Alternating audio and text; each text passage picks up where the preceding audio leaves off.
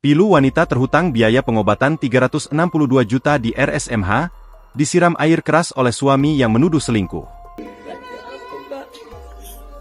Itu melunasin hutang ini. Pegang ini, pegang.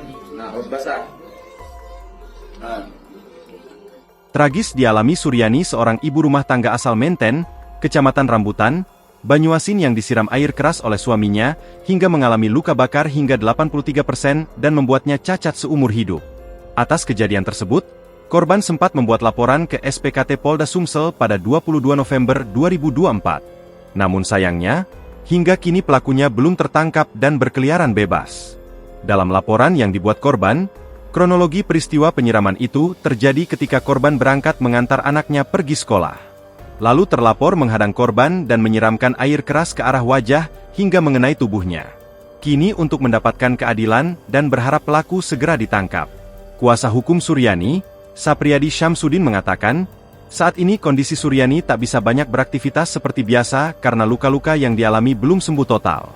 Selain luka siraman air keras yang membuatnya cacat, korban juga masih memiliki hutang biaya perawatan selama di Rumah Sakit Umum Pusat Muhammad Hoesin, RSMH, yang mencapai 362 juta rupiah. Untuk membayar biaya tersebut, Suryani dan keluarga hanya mampu mencicil uang setiap bulannya sebesar 300 ribu rupiah. Selama 2 bulan kurang lebih di rumah sakit, biaya perawatannya sekitar 475 juta rupiah, baru terbayar 100 juta rupiah waktu donasi yang pertama korban masih di rumah sakit. Sekarang dia dibantu adiknya hanya bisa mencicil 300 ribu rupiah setiap bulan untuk membayar sisa uang yakni 362 juta rupiah. Ini lagi kami carikan juga bagaimana caranya korban bisa membayar biaya tersebut, tuturnya. Sapriyadi menerangkan dari pengakuan Suryani, pelaku menyiramkan air keras karena menuduh Suryani berselingkuh. Kasus tersebut kini ditangani oleh Subdit 4 PPA di Treskrimum Polda Sumsel, dan informasi yang ia terima tahapnya sudah naik ke penyidikan. Ia menilai proses hukum yang dilakukan penyidik terkesan lambat, padahal pelakunya sudah jelas orang terdekat korban.